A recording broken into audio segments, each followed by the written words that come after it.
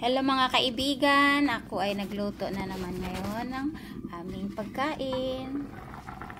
Ito ay ginisang manok.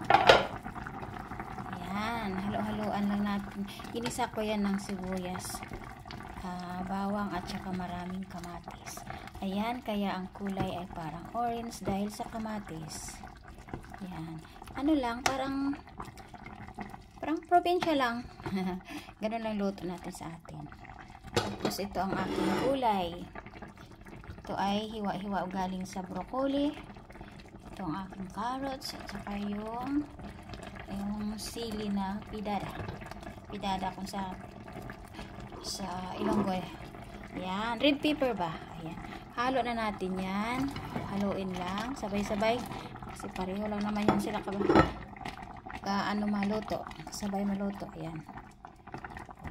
Pakulaan siguro mga 10 minutes lang yan. Yan, ito maganda na ang kulay. May halo na siyang gulay.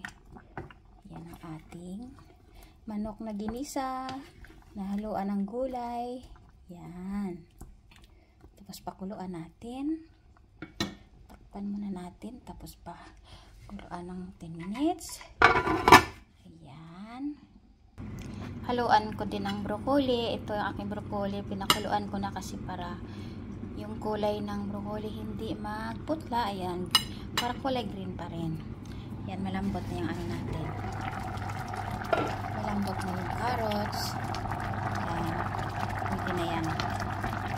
Tapos nahaluan ko rin ng hipon. Ayan ang aking hipon. Para dagdag sa lasa, lagyan natin ng hipon.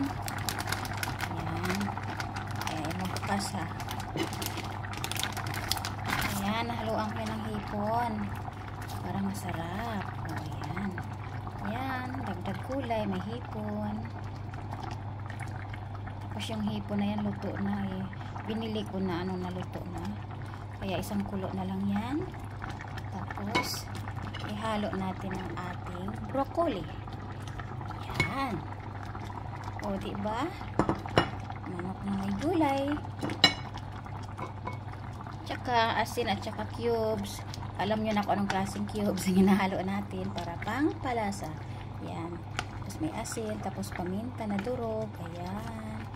Ang ganda na ng kulay ng manok na ginisa. Ano nang tawag dito? Ginisang manok na may halong hipon. Ayan. Ang ating ulam. Simple lang. Masustansya, may gulay na. Ayan ang ating hapunan.